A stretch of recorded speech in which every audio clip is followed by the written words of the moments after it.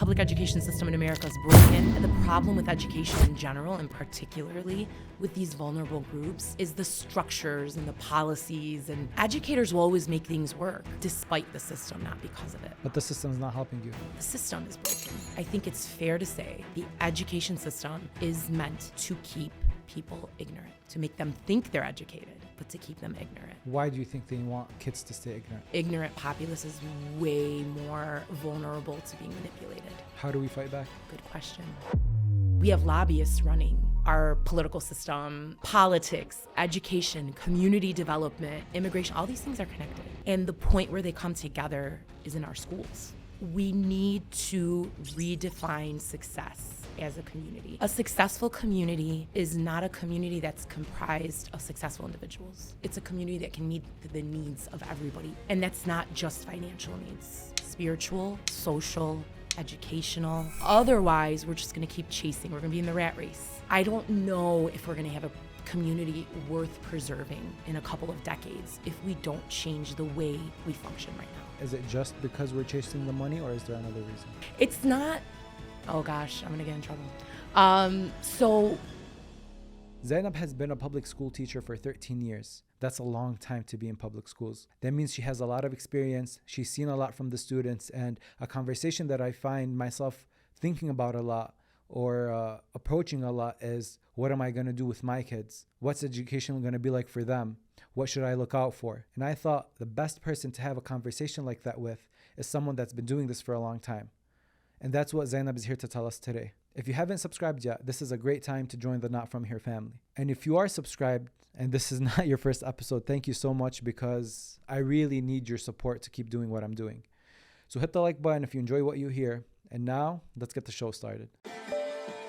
Welcome aboard Middle East Airlines. والمتوجهة إلى طيران الشرق الأوسط يرحب مدينة القدس العربية. Zeinab, welcome to Not From Here. Thank you for coming. Thanks for having me. Zeinab, I like to start this off with self-reflection. Mm-hmm. Self-reflection on your part. Mm-hmm. When you look in the mirror, who do you see? That's an interesting question. First and foremost, I see a creation of God. And honestly, that's kind of the only identity I try to stick with, because sometimes identity can be a trap and can make you stagnant. Even if we tell ourselves we're good people, it's a lie, because we have to consistently work on being good people. You have to make the right choices. You have to reflect every day. You have to, behave a certain way. So I try not to think about that too much, if that makes sense. What's the definition of a good person? Oh, gosh. Okay.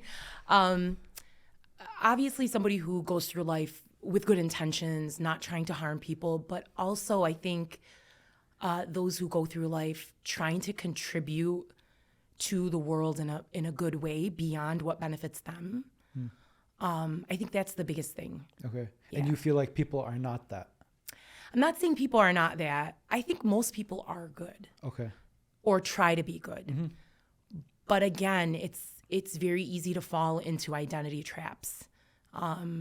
So, I read, I'm reading Frankenstein with some of my students, with some of my classes, and there was a quote in there, I'm going to paraphrase it, but essentially it's that man rarely intends to do evil.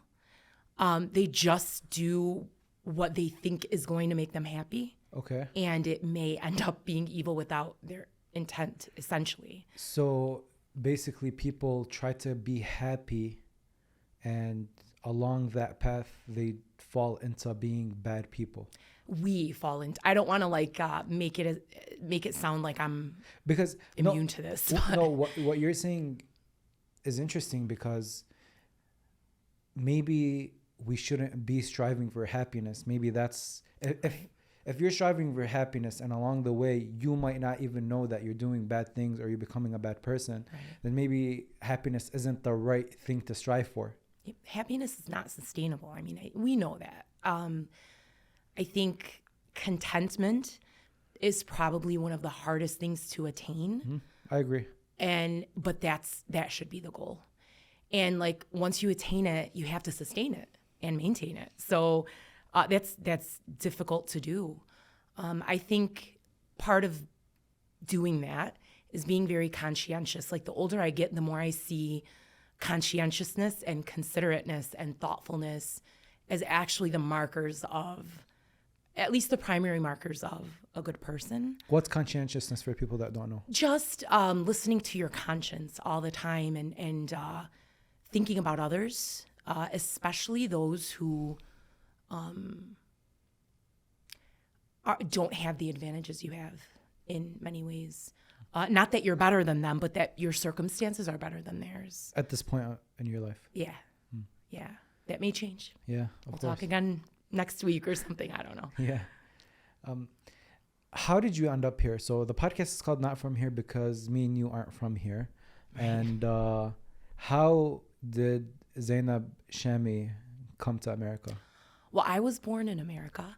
My parents actually came, first my mom, Allah yarhamha, came in 1970, went back and married my dad. And he came in 1972. And I think all of our parents who came here at that time fully intended to return. And I think that that's still suspended in midair. Like growing up, our parents only watched news from Lebanon or overseas. And they acclimated here to a certain extent, like for us. But there's always this idea that they're going to go back at some point. And I don't know if that exists anymore. When I think about the fact that my family's been here for over 50 years, that's insane to me because I don't feel like, I don't know, I don't feel like we've been here that long, if that makes sense, you know? Did they do well with make sure that their kids hold on to that culture? Yes. I mean, personally for me, religion's more important than culture. Right. I try to take the best from both of my cultures. I think I always say that for us, the religion is like they're not separate. Especially for and like the way Lebanon is built. Yeah. Your religion is built into the culture. Right. So that's what I mean. Of course, the religious aspect of it too. But interesting that you should say that because being an American kid, I thought very critically about religion. I took on religion. So my parents always raised us to pray, fast, avoid haram, all those things, right? But I chose to wear hijab when I was 20. And I have chosen, slightly controversially, to set aside certain aspects of what our community specifically sees as religion, but is actually culture, and kind of have my own, I don't want to say my own understanding because no, I think we understand religion in the same way. But like even rituals, like I set aside certain rituals because they don't resonate with me. I'm so curious, what are they? It's not, oh gosh, I'm going to get in trouble. So I think the biggest thing for me is Ashura. So I appreciate the sacrifices of everybody who was brave in Karbala and stood up against tyranny. And of course, Imam Hussein he's our emblem, right? But a lot of the way we mourn and ritualize mourning, in some ways has been beneficial. I'm going to be honest because, I had this interesting conversation with my friend. My mother, Allah yarhamha, passed away in December. December? This past December. Allah yarhamha, thank you. And so my friend and I had this conversation about how being Shia, in a way, allows us to mourn publicly. It's like given us permission to mourn publicly. But at the same time, I'm fully aware of and put off by the exaggerations of that time. Even the way we depict the Ahl al-Bayt alayhim as-salam as almost like we almost deify them. Where I know we don't deify them, but we make them as these almost untouchable beings, but they're actually humans who loved, who felt pain, who experienced a great deal of sorrow. And I think because I grew up here, I like to me, it makes them more admirable that they were perfect despite being human. if that makes sense. Yeah. Rather than being perfect humans that we will never connect with because they're so perfect. Like, I understand it's a very nuanced difference, and I understand the need to have these aspirational beings. I think that's something that that's a gift from Islam to us, is to have these people to look up to and say, I need to strive to be like that. I will never be as good as they are, but it's in the effort. That's where the nobility is. Like, trying to be like them is the noblest thing we can do. But I want honesty. I don't want people coming and making up poems and majalis, and I want the truth. I respect Imam Hussein alayhi salam and the sacrifices he and his people made and his family made. I mean, God, my name is Zeinab. I was named after his sister, right? I respect them so much. I want the truth. So normally for our like Ashura lectures, I will go for the lecture, but I will step out for the majlis. Interesting. Because I'm put off by the exaggerations in majalis. So here's my pushback on that. I don't think there is one specific, like, what you're saying is, show me how their personality was, and we'll try to at our best to be like as close to that perfect personality as we can, right? The honesty, the truth, the sacrifices, the sorrow, the pain, like, oh, how did they deal with pain, or how did they talk to people, or how did they act in their societies? And like, we tried our best to be like that, right? And that's one part of it. And then mourning and understanding how to mourn, okay, is something else. I'm not saying that you mentioned public mourning, and I'm not saying that someone walking in the street like screaming on top of their lungs or like hitting themselves at the graveyard, like, yeah, there's I believe like there's like this, there should be this privacy to mourning where you mourn on your own. But I think that when you're in that state of mourning, and you can relate to me here, is when you were in that state of mourning when your mom passed away, did you not feel like closer to God? Did you not feel like your heart was open? Very and much you were like, it was easier to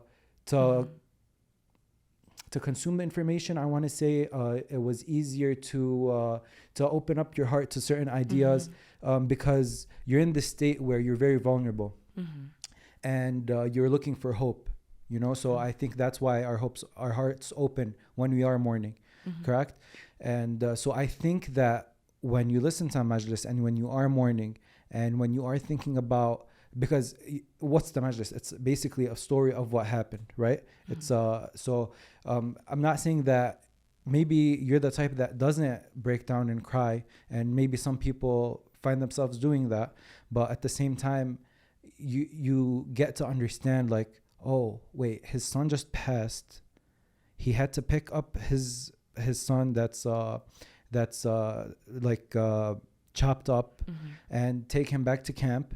And okay, as a dad, you just said that they are people, you know? So this person is still a dad that is holding his son that is chopped up and taking him back to his mother. Precisely. So there is something to learn from here. Yes. Okay, how was he doing that? So all I'm saying is, when you are in the state of mourning, when you are in a majlis, and when you open up your heart, there is a lot of change that can happen on the inside. Right. I absolutely agree with you. I don't think my issue is not with mourning or majalis in general. My issue is with the dishonesty in majalis, the exaggeration. That's what puts me off. I believe that Ahl al-Bayt alayhim salam were so noble that we do not have to exaggerate one iota of what they did, what they said, what they experienced.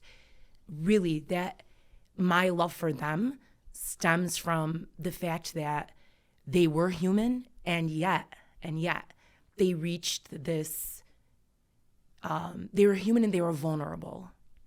And they were human in ways we rarely think of when we present them as, it's hard to explain. I just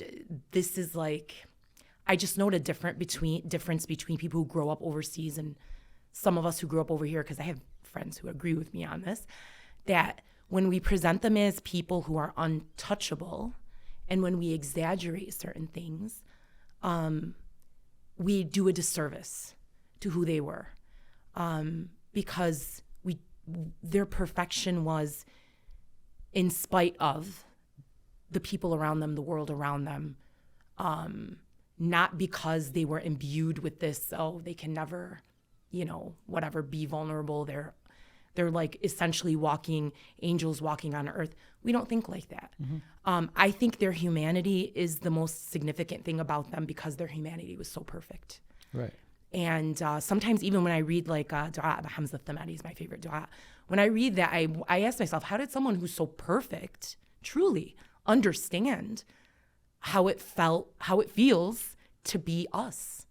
Because Imam Zainal Abidin alayhi salam didn't make any mistakes, right? So I guess for me, it's really personal, but this to me is the cultural stuff, right? Like, yes, when going back to the original point, being Lebanese Shia, Ashura especially is part and parcel of our culture. But I think even when you observe different cultures, mourning Imam Hussein alayhi salam,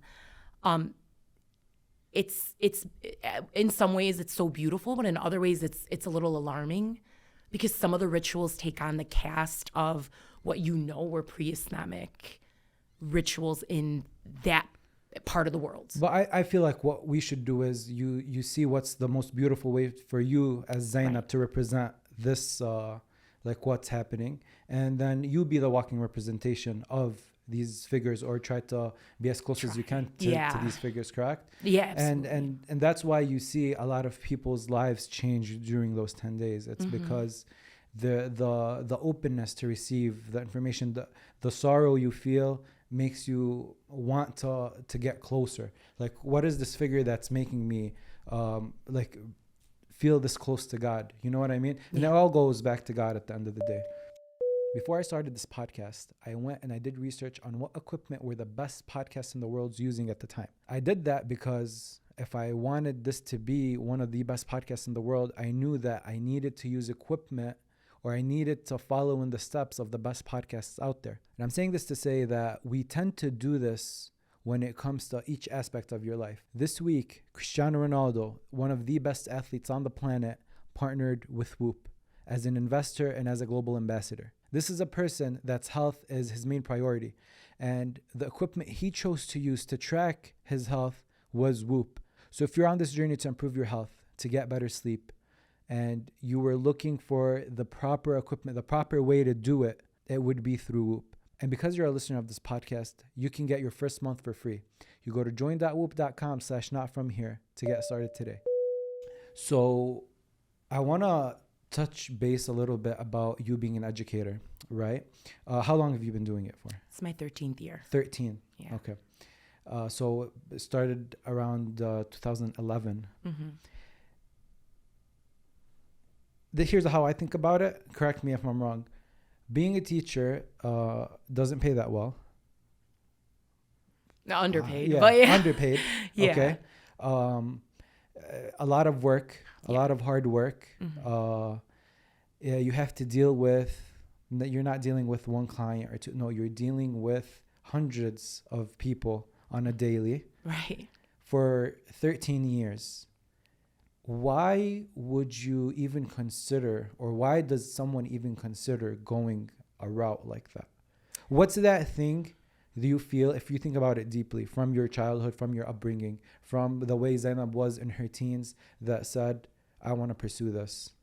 So I didn't know I wanted to be a teacher until about 2.5 years after I had a bachelor's degree in my hand. Okay. So I initially in college, I majored in English literature because I loved it.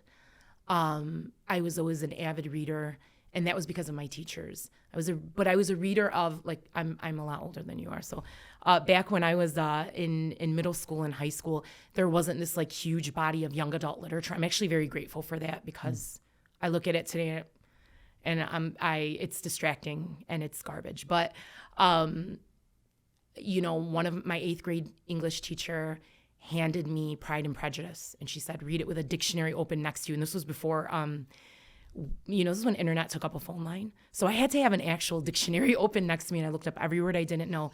And so she kind of set me on the path of reading the classics. Before her, it was Allah yarhamha, my mom, who never had the opportunity to be educated, but was incredibly intelligent, so naturally intelligent.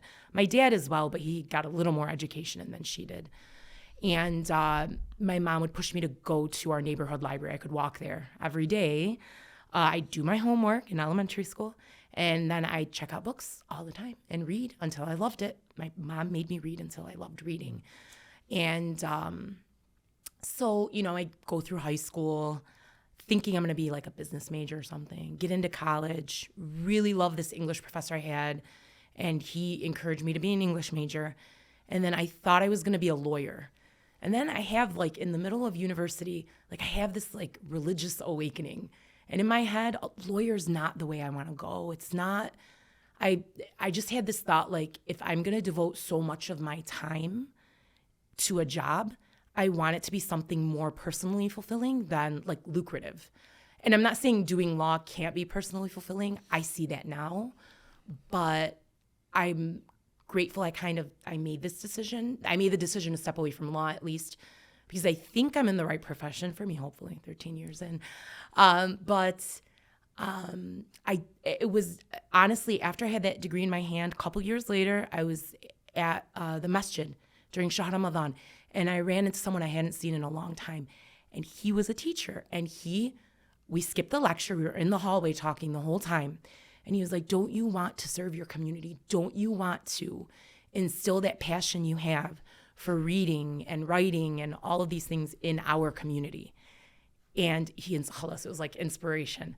And I said to myself, okay, I want to be a teacher, and specifically, I want to teach at Fortson. Even though at that time, and when I finished with my master's degree, it was very difficult to get a teaching job. We were told we had to go out of state to get one. It was bad when I first started. Now there's a shortage. So anyone who wants to be a teacher, tafaddalu, please. But yeah, I'm so glad I ran into him. He actually ended up leaving teaching and pursuing something else. But alhamdulillah, Allah put him in my path during Shahr Ramadan for a reason. And that's how you got into it. Yeah, I felt it was very important for our community, and I still feel this way, to pursue the humanities, and particularly to be very literate and to be good writers. Because if we don't tell our story, like you're telling our story, someone else will. For a long time, others have told our story. And, I recall my senior year of high school was when 9/11 happened. And I was at Fortson. And, being in Dearborn and being at Fortson, we were a little blunted from the impact of it. Although we did get a bomb threat and had to close school. 9/11 was on a Tuesday, and we had to close on that Friday, I think. But really outside of that, we weren't put in peril like a lot of Muslims around the United States were. And the biggest impact I felt immediately after 9/11 was just watching the news. I was a big news watcher in high school. I was such a nerd. And just seeing Islam represented so negatively. And to me, Islam was my grandparents and my parents, the best people I know. It was comfort. It was Sunday school. It was, I always thought of Allah as loving. That's how I was raised. And so when you're 17 and you have this idealistic view of the world, you just want to scream, this isn't fair. It's not right. And so, fast forward to my, pursuing education, I realized that if we don't tell our story, somebody else is going to tell it for us. Henry Louis Gates Jr., he's an African-American scholar. He said, I write myself, therefore I am. And so, I look at the sacrifices of our elders, how they sacrificed their education. And I feel like this is just kind of turnaround, paying it forward. It's the idea of history is written by the victors. Yeah, and absolutely. If we want to thrive in the future, we have to make sure that we're doing a good job right now. Absolutely. And this is part, I think, of the maturation of our community, right? So we're a community that's roughly Very new. Very new, really, relatively speaking, we're very new. I mean, yeah, I was saying, my family came here 50 years ago, but there weren't many of us back then. And time doesn't move that quick when it comes to like this generational stuff. Right. Absolutely. Right now, I think we're at an inflection point as a community. We need to redefine success as a community. For a long time, it was just coming here and individuals being able to achieve success. So my siblings and I all went to college. Alhamdulillah. That's a great achievement. That's success. That's success. I mean, in our community, success is making a lot of money, let's be honest. That's right now. Unfortunately, Yep. That's right now. But that absolutely needs to change for such obvious reasons, right? And I think we have to stop. This is the thing we need to set aside, this American individualism. We need to set it aside.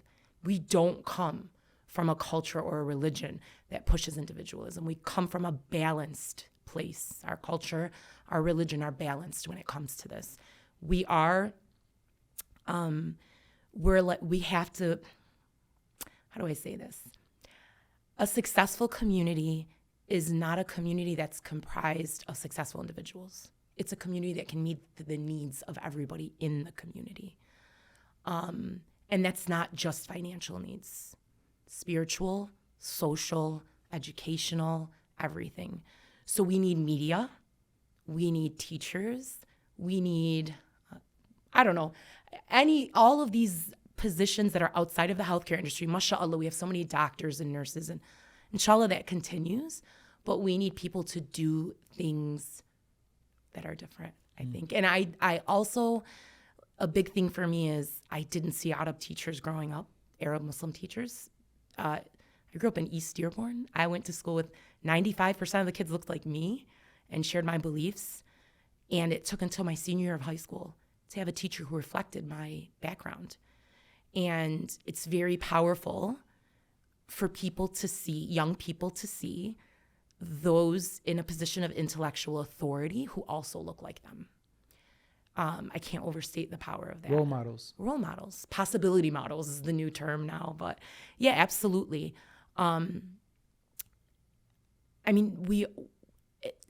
Unfortunately, I think a lot of people, there's still that hustle culture, that make money. I have a lot of younger cousins, my students, they all want this, they want to make money, and I get it. But one of the most important fundamental beliefs we have is that your portion in this world is predestined. And I think we need to start behaving like that as a community. Otherwise, we're just going to keep chasing. We're going to be in the rat race. And I don't know if we're going to have a community worth preserving in a couple of decades if we don't change the way we function right now. If we don't support young people who are doing what you're doing. Telling our stories, right? That's very important. So I hope we can start to see more young people from our community going the route of journalism, media, honestly, creative writing, those kinds of things, inshallah. Teaching, it's always nice to have colleagues, I do have a former student who works with me. It's kind of weird.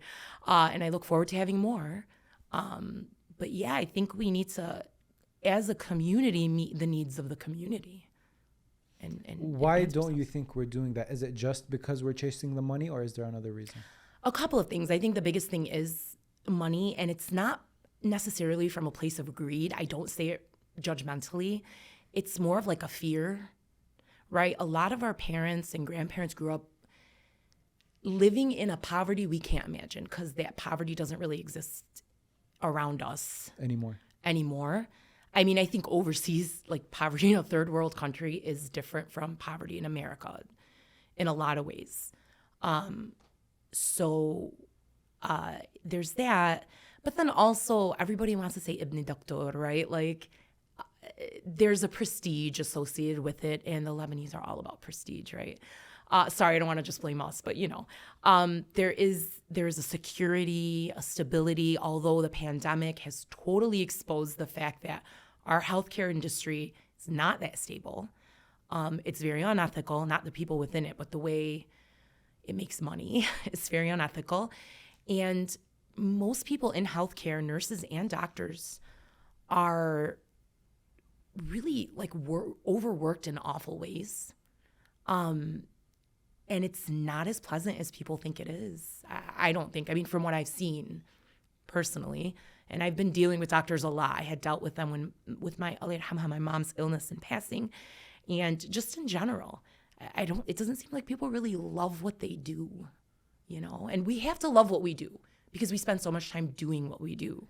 I think you get to a point where we were raised, and as it gets closer to make that decision of what we want to do in school, we can't relate to the things that are the options that are given to us. So maybe a lot of times someone's very good in biology and chemistry and is like, okay, I'll just be a doctor. Right. I can, Yeah. right? And it makes a lot of money. It'll make my parents happy. Right. And I'll just go, or I'm very good at math and physics, I'll just be an engineer. You know, no options. Like the options that would make the parents happy, the kid happy, are very few that are in the like the middle of those two circles. So I think we do a bad job in preparing people to go into college and preparing people to start looking into their future. I don't think students are able to try enough things that they might like to give them the options. And I went through that. I changed my major over like 6 or 7 times. Good for you. Until but that didn't come easy. No. I moved to America. My parents were in Lebanon. I had to call my mom and my dad every 2 months and tell them, hey, I'm changing my major. And they're already, it's a huge risk sending your kid overseas. And now I have to be on the other end of the phone. I have to answer questions from my dad, like, hey, are you sure, like, you know what you're doing? Or like, and then, so it's not easy, like changing and maybe it was easy to just take the first psychology, like just get my bachelor's in psychology and call it quits, you know, and not have to deal with all that. You know what I mean? So I think that is a big part that we never got to try enough. And another thing is what you said, our definition of success is all over the place. I don't think we're in the, I don't think it's right. Right. And I think also, like, I worked at Access for a while, like, while I was in college, and that really opened my eyes to, because it's such a big organization that serves our community and so many communities around here. They're great. It's amazing. I think young people only, like, parents and young people only see opportunity in those big professions. They don't know the other professions where there can be just as much opportunity for movement, for personal satisfaction. It may not make as much. I mean, but at the end of the day, are you fulfilled? You're fulfilled. Like, are you fulfilled? That's the question. Are you fulfilled as a person? And when you're 20, I don't know if you know. You don't. Right. You don't even have your brain's not fully developed, right? So what does fulfilled mean? We do, especially because a lot of us did not grow up with money. We think having money will just kind of be like a panacea. It will cure all of our problems. But that we know that's not true. And the more materialistic society becomes, the like more of a lie we see it as. Are you seeing that materialism from now in school with students? You know, I teach in a place where there's a lot of poverty or near poverty. But I think of those students. There's a range, though. Yeah, but I think like students with that don't have much money are actually more attached to this materialistic side because that's what they think they're striving for, especially with internet, social media. You see what everyone's buying. You see 16-year-olds making $1 million, and then you're sitting in class and I have to listen to my English teacher speak. You know, like it's right. It's a struggle for them. So you know, it's funny because a lot of my students, like, money is the goal, but it's for a noble reason. Because really, they want to take care of their parents.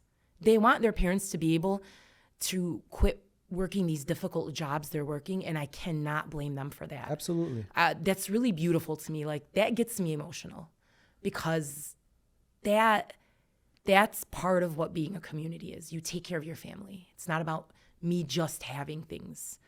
You recognize the sacrifices of the parents, and then you say, all right, my turn, right? Yeah, and even some of the students I have whose families are a little more well off, again, in our school, most of them are just they're small business owners, and the kids have to work at their family business and they see how hard their family has to work. So they're not far removed from the struggle. And that's why I appreciate teaching in this community in particular, at Fordson particularly. But yeah, I don't say we need to move away from this in a judgmental way. I just say it in a look, when you're 30, 35, is this 40, 45, is this what you're going to want to be doing? Like, what is it that you want to do with your day-to-day life? And I'm one of the few teachers who, when my students tell me they want to be teachers, I encourage them. I show them the pay scale. That's the first thing I show them. But yeah, like, I encourage it because it is an incredible job. I love it. I really do. I don't love waking up so early.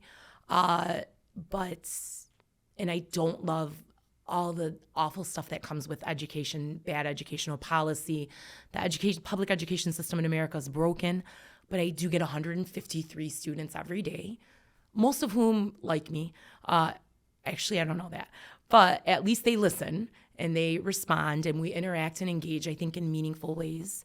So, I can't think of anything that's more fulfilling to me. How has the average student changed 2011 to 2024? 2011, I was teaching millennials. I'm a millennial. I was teaching young millennials as an older millennial. Now I'm teaching Gen Z. It's a world of difference, absolute world of difference. I don't even know where to begin. The students I was teaching in the beginning, first of all, I was very surprised at a lot of things. I went in a little naive. So I graduated in 2002, and my first class I taught was the class of 2012. So it was 10 years later. I went in and was teaching these high school seniors. And I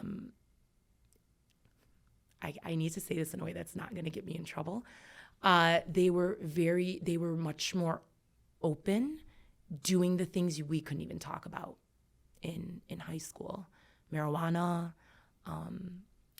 dating, these kinds of things. And so I thought the sky was falling. I was like, oh my God, like, what has happened to our community? I thought it was still hype to like walk down the hallway, just a boy and a girl. But no, those things changed a lot.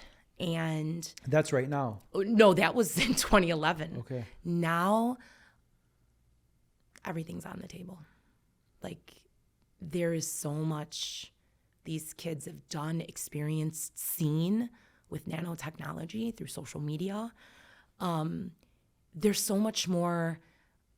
In some ways, they know about the world because of social media, which is good, but in a lot of ways, they're more fragile because of social media. And if I thought dating and all that stuff was new, how do I say this? If things had changed from when I was in school, right now it's unrecognizable. If somebody I went to school with came and shadowed me and they haven't been in a high school or whatever, or exposed to high school students for whatever the 20 years we've been gone, they would be shocked, absolutely shocked. So many differences. But the community's also changed. It's also become a little more religious in some ways. It's almost polarized more. You have both ends of it. So, yeah. How do you deal with that change? That's a good question. Well, I think, first of all, I don't get personal with my students. I have a lot of students who like to stay after and they'll talk, they'll seek advice from me. I'll help them with their college applications and whatnot. But I try, with my demeanor, to send the message that I'm not the teacher you're going to talk about your boyfriend or girlfriend with. I'm not the teacher you're going to talk about risky behavior with. Why? Because if you can't talk to your parents about it, you're not going to talk to me about it. What if their parents are abusive? If their parents are abusive, that's a different story. If their parents are abusive, there are laws. We have to report it. Or just emotionally abusive. I mean, emotionally abusive. I know if I go tell my mom, she's gonna lose her mind. She's gonna scream. She's not gonna help me in any which way. Sure. But maybe if I come to a teacher. Yeah. Well, I mean, it depends on what they want to talk about, right? I'm just talking about minor things, I guess, if a student's really going through it, of course I'll be there for them. But then if they need to seek help beyond what I can do, I mean, we have recourses for that. I guess these are kind of two different things we're talking about. Kids who have a home environment where they feel like they can't be themselves or they can't talk to their parents because their parents just shut them out. Of course, I'm always there for them. But also with my demeanor, I try to be, I'm a Muslim woman and it's very apparent. And I try to make that the first thing they see about me. Okay. And I hope that's the first thing they see about me, if that makes sense. Yeah. Right? So, but that also means I'll listen with an empathetic ear and try to get you help if you need it. Yeah. You know what I mean? So it's probably hard, the first impression on your end, because you're getting 150 on that first day of school each year, 150 new impressions that first day. It's difficult. It is. Well, teachers have a reputation. Kids think they know you, but it's very difficult. It's difficult. It used to be more difficult when I was younger because I used to be more self-conscious. But now I'm very much old enough to be all of their mother, to be their mother. So for me, I remember when I first started teaching, I was told don't smile the first 2 weeks. Really? Yeah, because I was 26 or 27 when I started teaching, and people said, when you're in your 20s, students are going to take advantage of you. They're going to think you're so nice. They're going to mistake kindness for weakness. But now I don't worry about any of that. I'm more authentically myself from the outset because I feel like I've become a better teacher, first of all, I think first and foremost. And I've become a much better judge of character I think most high school teachers, a lot of us, are great judges of character of young people. So bring us around if you need any of that. But so now I think less about it. And I just, Sammi Bismillah, I go, I try to do the best I can. Like my hope now is that I can just do justice by these kids. I really don't care necessarily what they think of me beyond them respecting me as I respect them. Okay. And I think that you build kind of over time. Yeah. Because I'm pretty sure like when you first start, you're going to want them to like me. And I just started as a teacher and all these things. And then as it advances, you're like, no, some of these kids are really bad. They need discipline. So I don't care if he likes me or not. Right. The situation, he's doing something wrong. There should be a punishment for it or discipline for it or whatever. But I'm very interested in knowing, because we're immigrants and you work at a high school that is mostly immigrants, right? Mm-hmm. When immigrants come to America and they start high school, I'm talking about the people that just moved to America. Mm-hmm. How hard is it for them to feel at home or like feel comfortable? I wish, I am not certified to teach English language learners, but I kind of wish I were, because all of the teachers who teach English language learners in our school, and honestly all of the ones I've ever met, say they'd never go back because they're the most motivated students in the school, anywhere you go. And you have to think about where our kids in particular are coming from. Yeah, in my school, Yemen, Syria, Lebanon, Iraq, mostly war-torn places.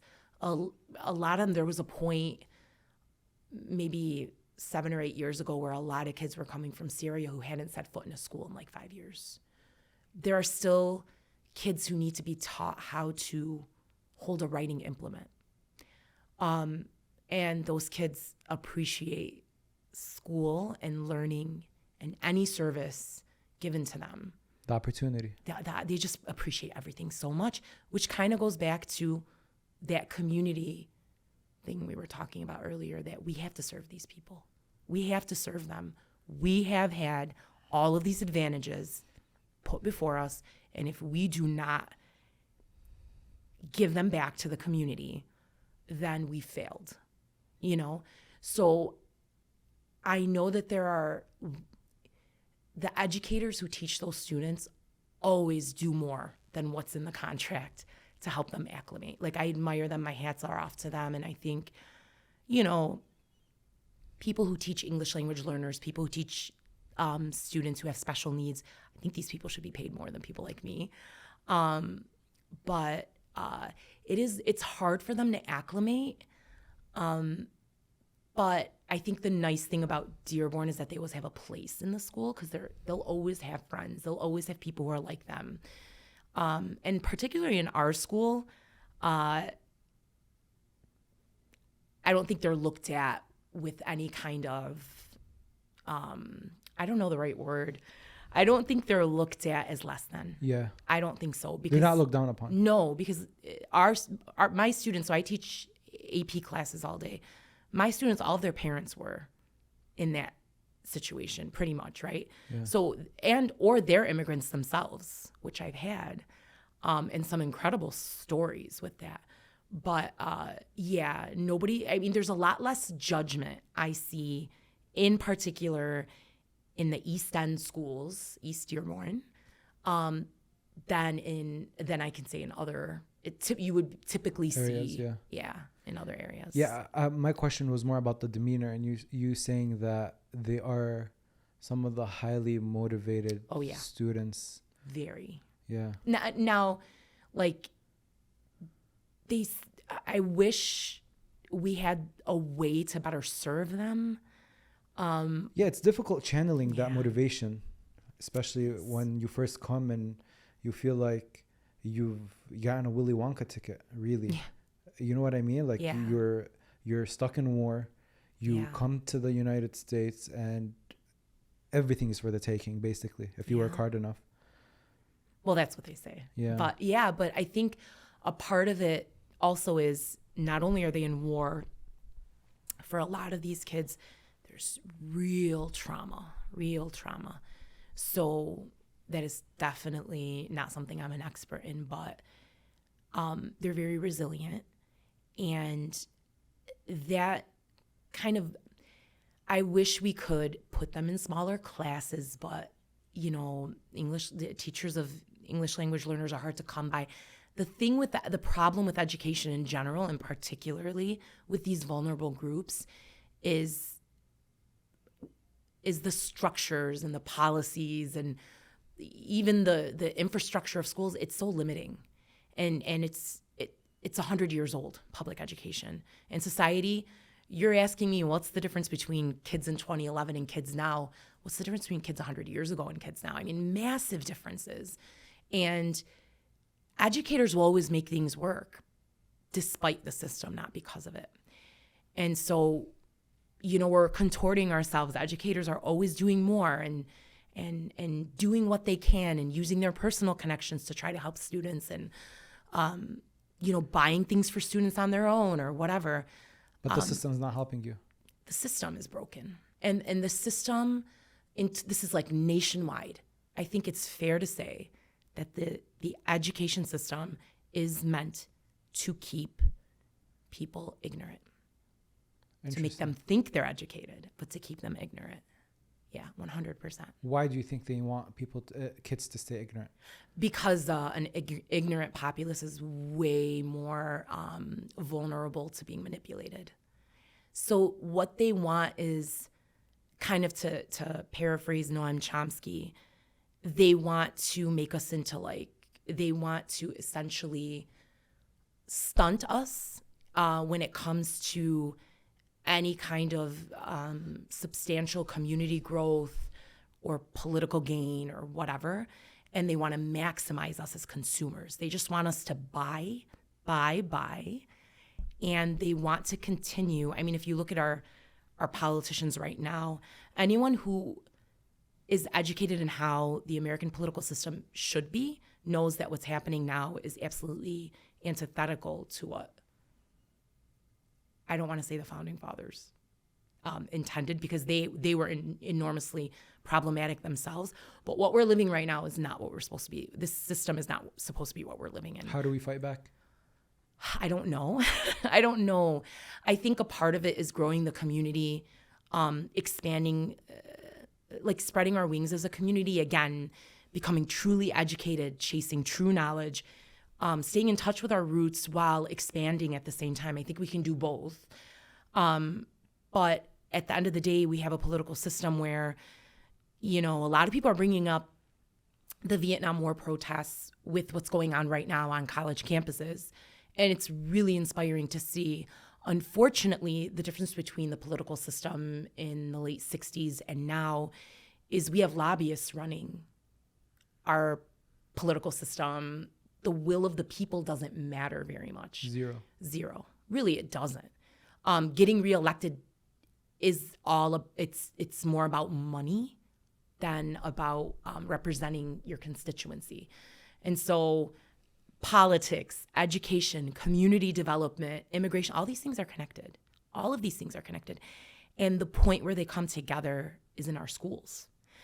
Because politicians who don't want the populace to be educated are creating policies for our schools. So if you look at Michigan, for example, Michigan is the state that created Betsy DeVos, the former Secretary of Education under Donald Trump. And Betsy DeVos and her husband, who is one of the richest men in Michigan, back in the 90s, kind of started this push for vouchers for schools. So when we pay taxes, even if we don't have kids, a certain amount of our taxes goes to each school child in the state. So the foundational allowance for each school child is $8,000 and some change or $9,000 and some change. What they've been pushing since the 90s is that chunk of money doesn't go to public schools, it moves with the child. So if a child wants to go to a religious school, private, that money could go to pay that tuition. So they have been systematically undercutting and creating policies that undercut public education. And that's why you see teachers aren't paid very well. If we really wanted an educated populace, we would want the best of the best to be their teachers. And so we talk a big game. We talk a big game here in America, but our actions, our policy especially, is absolutely antithetical to the values that we claim to hold. Let me ask you this. What are the things that specifically that you've seen that make you say they want to keep us ignorant? I think a lot of, it's kind of nitty gritty, but from a curriculum standpoint, the things that they demand that we teach kids can be very developmentally inappropriate. Okay. And when you give kids things that are developmentally inappropriate, it's going to stunt their development. So the way we teach kids math, the way we teach them to read, the fact that everyone who wants to get a high school diploma in Michigan has to take 2 years of algebra, has to go through algebra 2, for example. I mean, these things are not practical, nor are they realistic. Since the pandemic, why have we not changed the Michigan merit curriculum? Why do students have to take 6 classes a year, 6 classes per semester to graduate? It's a lot of classes. I mean, there's a lot we should do to respond to the students in front of us that we can't do because we're hamstrung by outdated policy. You were selected by the governor on the Educator Advisory Council. Mm-hmm. What does that mean first? What is the Educator Advisory Council? So we advise the governor on any legislation that's kind of moving through the House or the Michigan House or Michigan Senate that relates to education. We used to meet once a month. Now we're only meeting when it's necessary, honestly. What do you see on that level? I see a lot of people who think like I do, but much like a lot of political issues in this country, there isn't going to be much change. We try to do what we can. Everybody tries to do what they can, but they've made education so bureaucratic that it's really hard to fundamentally change things the way they need to be changed. Who's doing it right as a country when it comes to their education system? So there's a lot of talk about Finland and how Finland does it right. And like Finland's a very small country. It's a democratic socialist country. So it's a completely different society, but maybe there are some things we can consider. So Finland's comparable to the size of a state, and education essentially runs at the state level. I think one of the biggest things they do in Finland is they don't force kids to do book learning until age 7, which aligns wonderfully with the hadith we have about how to treat kids until they're 7 years old. Before that, kids learn through play. And then, if someone's a naturally early reader, for example, I was a naturally early reader, then they can be that at home. In America, we are giving, at least in Michigan, we are giving standardized tests to kindergartners. And I'll never forget, my niece is now in 7th grade, but when my sister-in-law was telling me when she was in kindergarten, she had to take a standardized test, and her teacher said that it didn't reflect what she knew because her hand was too small to manipulate a mouse. And because her age group she was used to touch screen and not mouse. And that just, to me, highlights the cruelty. It's criminal. These are little children. They should find joy in school. They should go to school. What did I do in kindergarten? I went to kindergarten here. It was half a day. We sang songs. We took care of our pet bunny. We learned to share. We learned to clean up. We learned to live in community. That's what it was. We learned to function in community. There was no, we learned the alphabet. I don't quite remember. I knew it before then. So, but we weren't pushing books and standardized tests on little children. And I think that's the worst thing we do. Honestly, I can't think of anything crueler. We make children hate school. So do you think going private school is better? Because that's the golden question. Yeah, that's a golden question. You're right. Private school or public school? Every family has to make that determination on their own. It's very hard to say. First of all, I will say, if you have that option, say alhamdulillah. You're blessed. We don't have a lot of that. That's a good preface to the answer. Yeah, because it's not, I can't make a decision for people. I think private schools definitely have their merit, especially if you're religious and you want to instill that in your kids early on. It's a really good idea, if you can afford it when they're little, to send them to a religious school. But I will also say that if your concern is religiosity, I have students who, you can't get better than them. You can't, and there is a place for them in our school because this is our community. So community, again, plays a role geographically. You can have a girl walking around in chador in our school and nobody's going to say anything to her, right? So there is that end of it too. I think public school can, depending on the student, offer academic opportunities that some private schools lack, but of course it depends on the private school. I guess it really depends a lot on the family's goals. What do they want for their child? They're obviously, the financial situation is a prerequisite to all of this. What is the child like, right? There are different types of private schools, like Montessori's for young kids. There's the Waldorf model of schools, which I think keep students away from technology until like 7th or 8th grade. I don't know if they're still like that, but the part of the philosophy of Waldorf is to just keep kids away from technology. That's difficult. It is, but if you go to like Silicon Valley, all those executives have their kids in tech-free schools. Really? Yeah. Oh, yeah.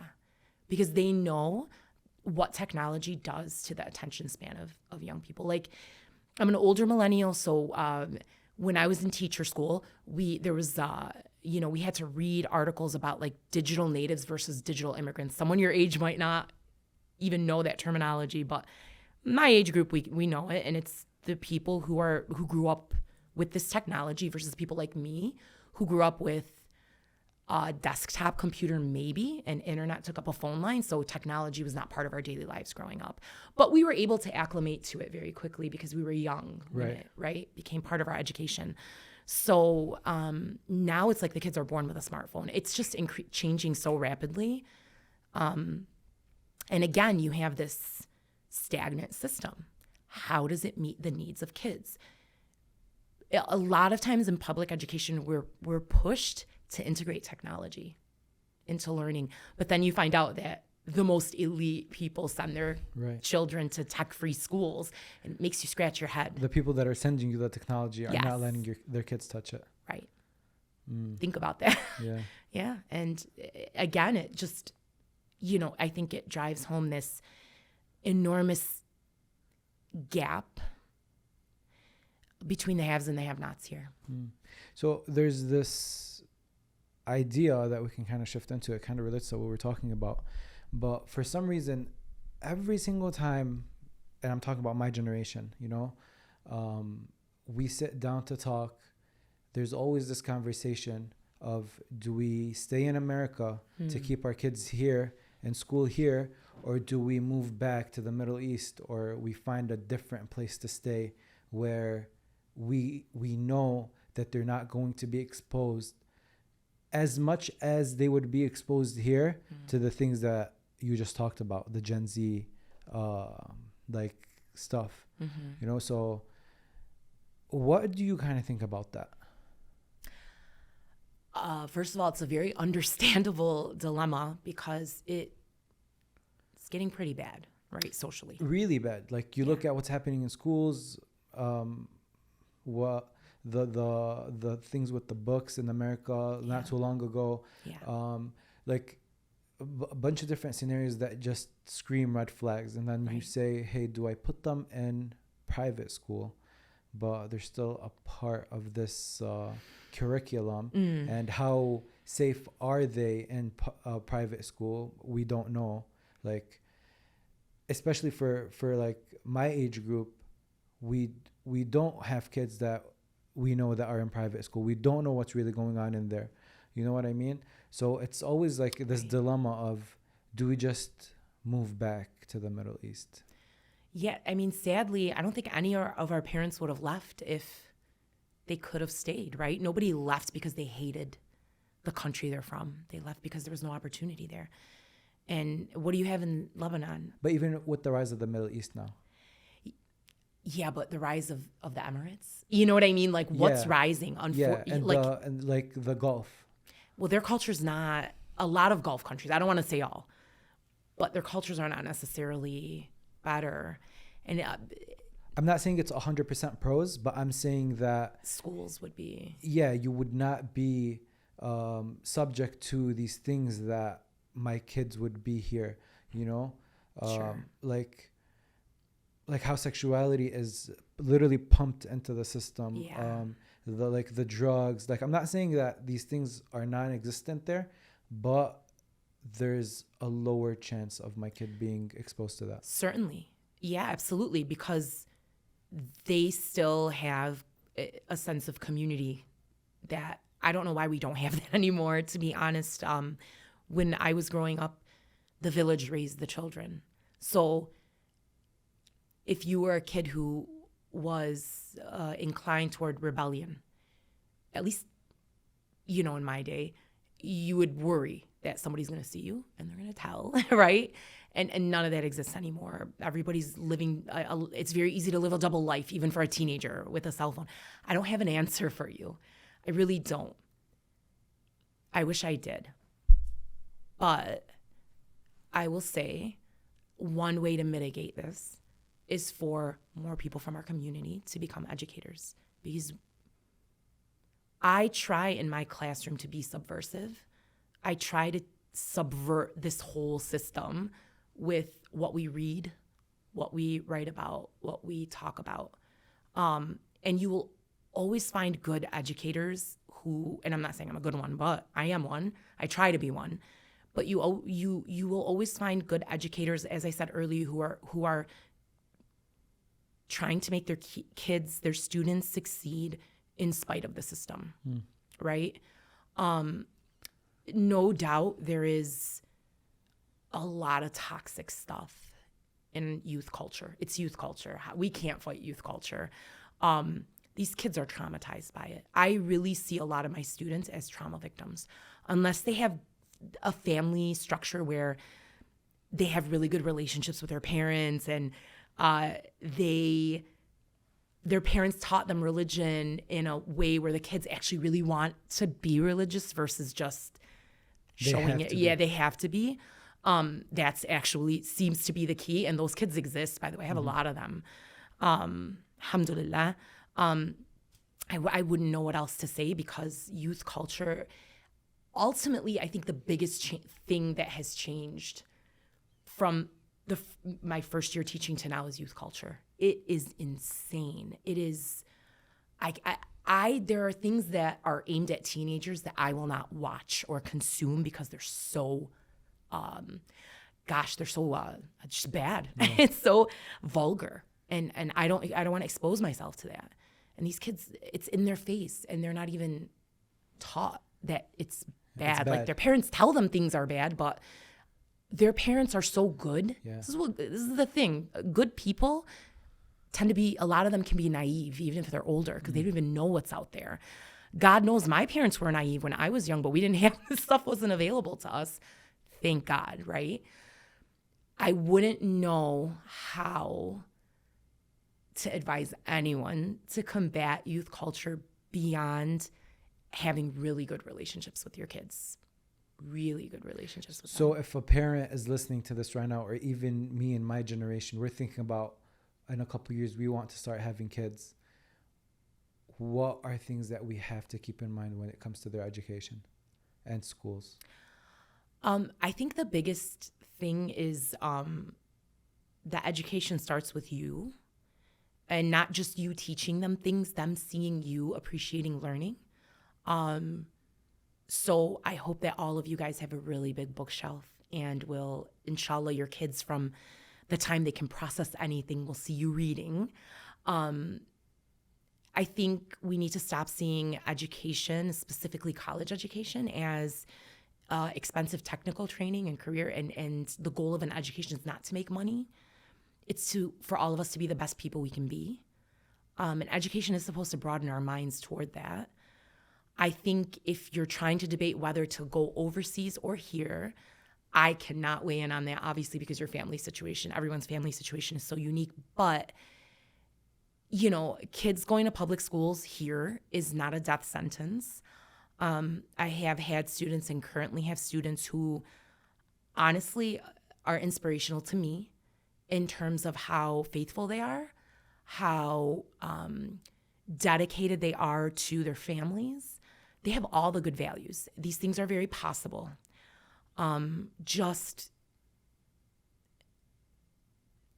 make sure your kids aren't scared to talk to you, but also find that line of, you're not even going to bring this up in front of me, and you're not even going to entertain the thought of doing this or engaging in this.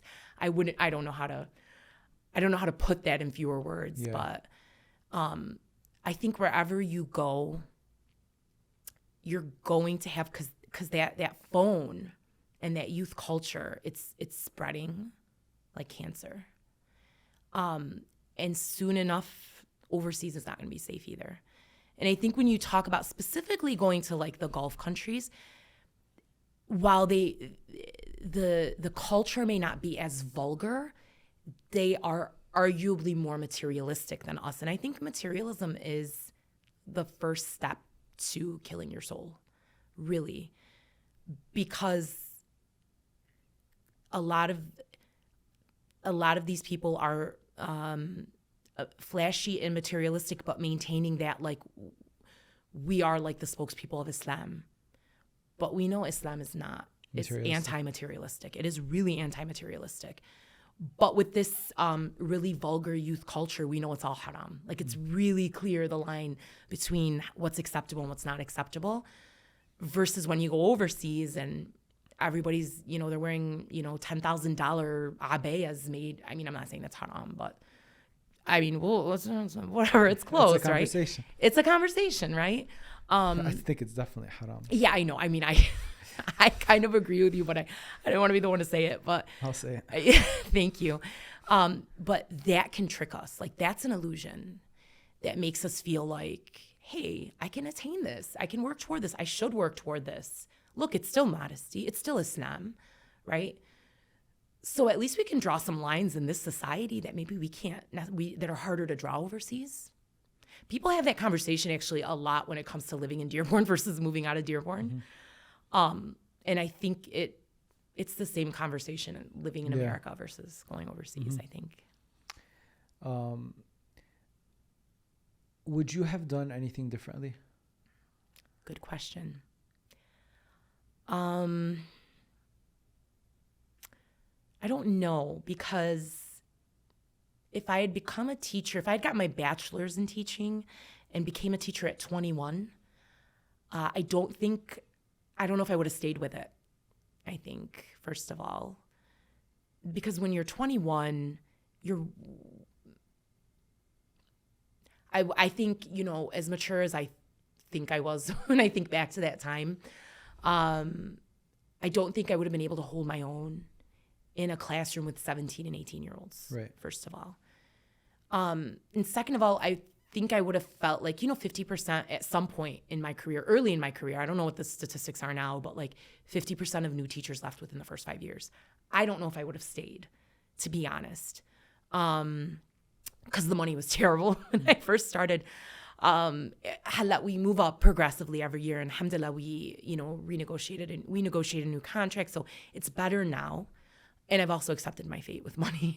But I don't know if I would have done anything differently per se. No. This is a little personal question, but you see when at the end of the year, when you know that you're in a senior class and like the student is leaving and like they feel like I'm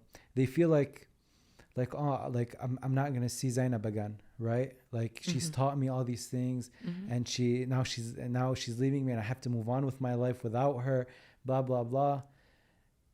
When your mom passes away, is that a similar feeling that this woman has been teaching you since you were born, and now you have to kind of learn to move away from that teacher?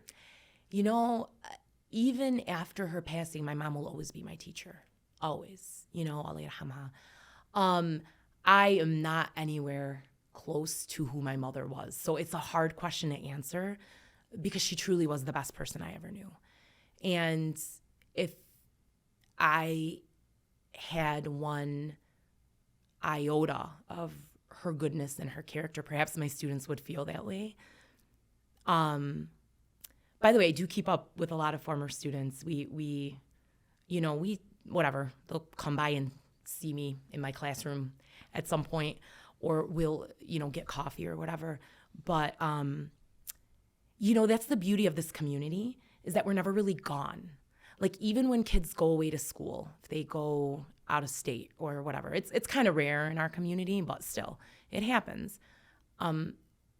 They will always reach out. And I do think that that's part of the Islamic character, to always appreciate your teachers. I always think of Risalat al-Hukuk, but I am not that kind of teacher. I wish I were. But to respect your teachers and what they've given you. I also am very lucky in that I teach 2 AP English classes, so I get a lot of these kids for 2 years in a row, and your English teacher gets to shape you. Just so you know, it's like the best type of teacher to be. It's the most grading, but we're also the ones who get to talk about the most important ideas, in my opinion. And we get to create connections. I think that, like, my best friend's a math teacher, and she's like, you get to create connections with the kids that I don't get, and I'm jealous, and I'm like, yeah, but you don't have to grade their essays. But it's not. Parents will always be more important. Parents will always be more. A teacher has a particular role in a student's life, and it's an important role, but the parents will always be the most important. Do you think about her often? I do. And let me tell you how my favorite memory of my students and my mother converge is on the day we were burying her at the cemetery. I look over and I see one of my students wiping tears from his eyes. And then I look further and he's surrounded by 4 of his classmates. 5 of my students went to her burial. And you know, the burial is just for like close friends and family.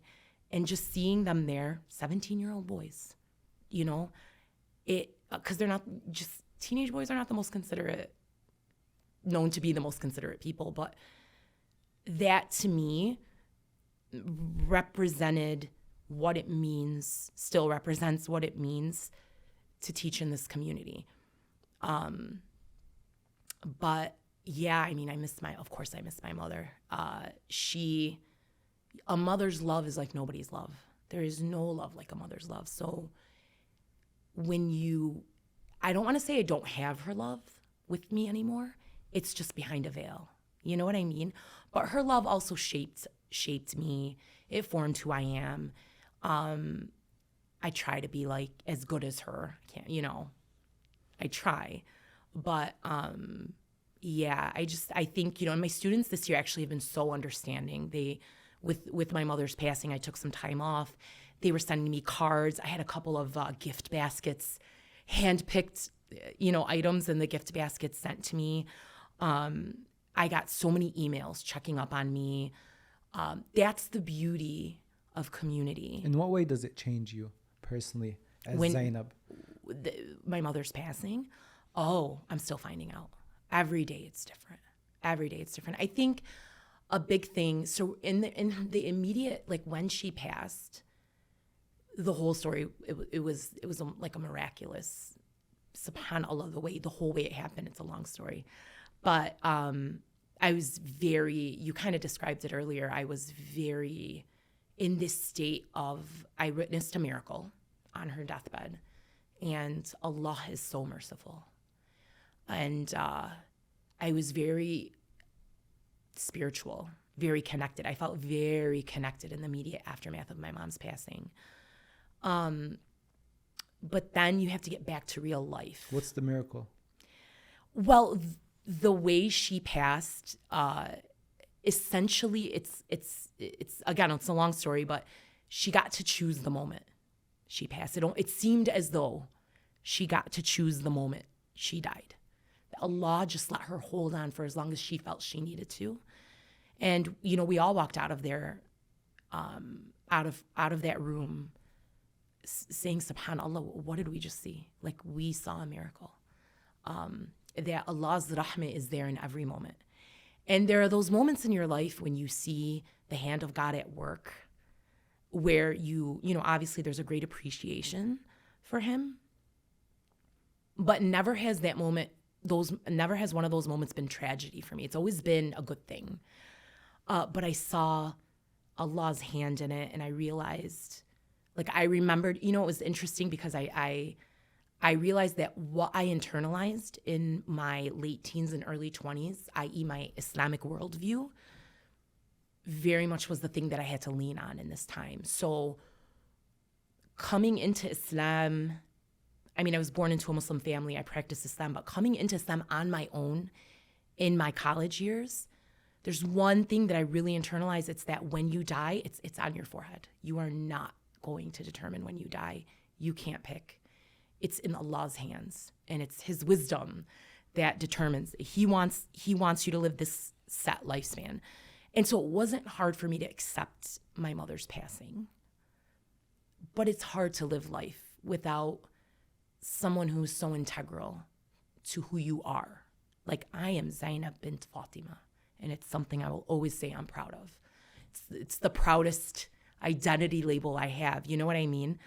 But also, my mother especially taught us, my siblings and I, not to live for this world. And so she's in her right place. I'm on the wrong side of the veil. We're just kind of, it puts things in perspective for you, right? So it also puts into perspective just what a good person she, really, we talked about a good person when this opened, what that is. And really, there is that innocence of that generation, of her generation. When we lose people of that generation, we're losing so much. So we are now losing people in their 60s, 70s, 80s. We're losing these people, and we need to hold on to them. We need to ask them about our history. I encourage everyone to, if you have a grandparent or parent living, ask them as many questions as you can. Look up some stuff on the internet. There are like all kinds of little cards and card games and whatnot where you can ask people these personal questions if you don't know where to start. هلا نحن in our family structures, we're not really used to that because we tend to take one another for granted because we have such tight-knit families. Right. It's a catch-22 because we are really tight-knit, but because we're tight-knit, we take one another for granted, and we should never take our elders for granted ever. I think that's one of the bigger lessons that I took home. So هلا alhamdulillah, like my mom's mom is still alive. Allah يطول بعمرها, but you know, she's close to 90. So I know I need to ask her questions. I need to ask my father questions. He's in his 70s. There are things I want to know about family history and just their experiences. And it's also interesting that we, like those of us who are first generation, we often don't see our parents as extraordinary because we grew up in a community of immigrants. Right. But what our parents did was extraordinary.